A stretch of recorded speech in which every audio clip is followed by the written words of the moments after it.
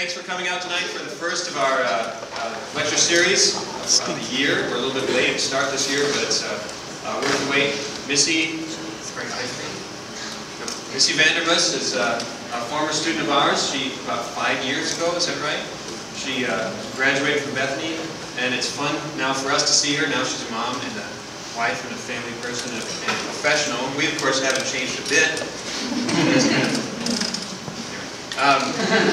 But since graduation, Missy has worked professionally for 3 years here in Mankato as a, how would you describe it, a wedding portrait photographer. But what she does is far more than just pictures, and I'm sure she'll show you those kind of things. She's part designer, part photographer, and part fine artist. So in the last 2 years, we've lived in Connecticut. Her husband, Greg, also a graduate, has worked for ESPN out there in Connecticut, and so Missy's been there, and she's making a go of it as a freelance professional, which involves a lot of hard work and not many days off, I'm thinking. So, join me in welcoming Missy Vandermause.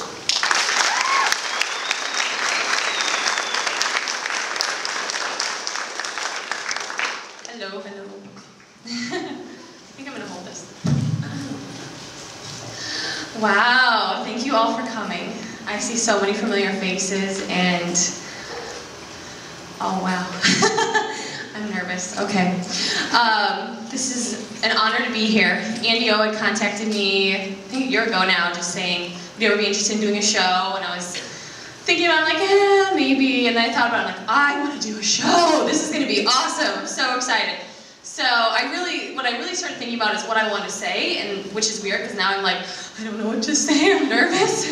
but really I just kept thinking what I wanted to tell the students and everybody in the photography classes on what to do after school and how to get from point A to point B. So then I became very excited, and here we are today. So a little bit about the work that you see on the wall. Most of the portraits themselves are actual sessions.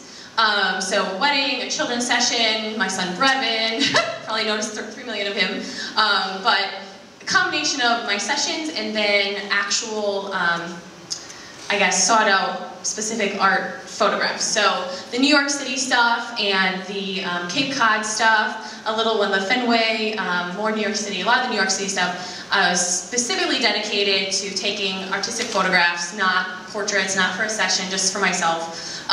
Living in Connecticut, I'm so close to New York City, it's still quite a bit of a drive to get there, or drive, train, whatever, just a series of events to get to New York City. But anyway, so it's not just around the corner, but I really, feeling that I was so close, I needed to capture New York City in that sort of old school, majestic way that you always see, pictures at Target that I always want to hang on my wall, but I can't because I have to do it myself. So, anyway, I just feel like I have to do this. I don't know how I'll be in Connecticut. I'm not sure what God has planned for us. So I felt strongly I had to do that. So that's what the New York City stuff is about. I know there's a lot of that. And yeah, so moving on. Inspiration. I feel that God's creation is just unfathomably woven. I feel like God puts these scenes out for me. Like I feel like I'm shooting and all of a sudden I see something, I'm like, oh, God did that, because it's just this perfect sky. Like I was just photographing in the North Shore, and there was a purple sunset and the water looked purple. I was like, when does this happen? Like, this is crazy. Like everything looked purple. So anyway, it was just this gorgeous scene that I just had in front of me that I had to capture, and I was just such a blessing to be there for that event and be able to do that.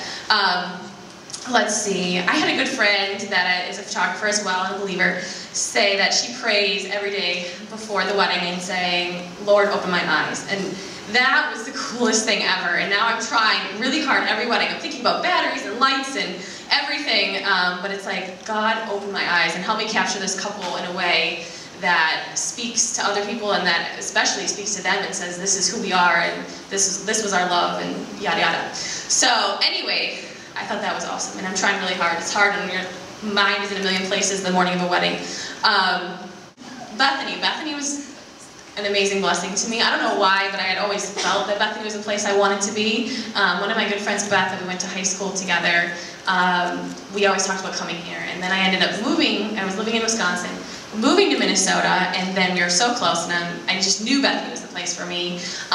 When I originally came to Bethany, I thought graphic design was the area I wanted to head in, and so I took like every graphic design class and loved them all. And I, just backtracking a little bit, and I'm blessed to have parents that sent me to Bethany and believed in me, not knowing what I could do with an art degree. They were very skeptical, like, art? That sounds like fun, but really? Really? So, but they, you know, let me go and be my own person. So I'm glad they did. I'm glad they supported me through all this. I really appreciate that. When I started at Bethany, I was designing, Andio had us design a logo that, you know, defines us. And I designed a soccer ball with a big M in it. Whoa, I was like, it's kind of cheesy. Really cheesy. Now that I look at it, I'm sorry, maybe it's not that cheesy, but now looking back, I'm like, really? I remember Karis Carmichael, if anybody remembers Karis Carmichael, very amazing artist. And she had this amazing, like, I think almost Greek text that was her name, and all this meaning and all this, and I was like, oh my gosh, that's so cool. Soccer ball, okay. But anyway, woo! So I was a little bit of a late bloomer in the artistic department. I wasn't born with these like artistic thoughts and visions, and I still can't admittedly draw anything really. But I definitely know from my experiences at Bethany and further on that I'm meant to be an artist in some way. So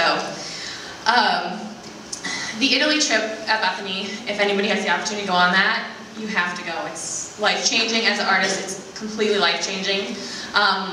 Bill Bukowski, who is, I just pointed the wrong person. There he is. Woo! Okay.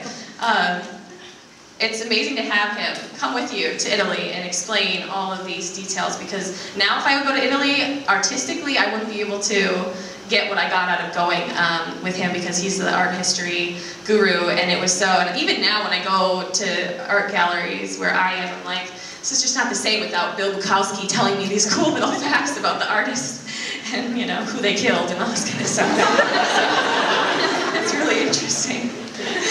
So, anyways, but all the professors here were phenomenal. I learned from all of them, like, a great deal, and it was such a treasure and such a blessing to be able to attend Bethany and be a part of such a wonderful family.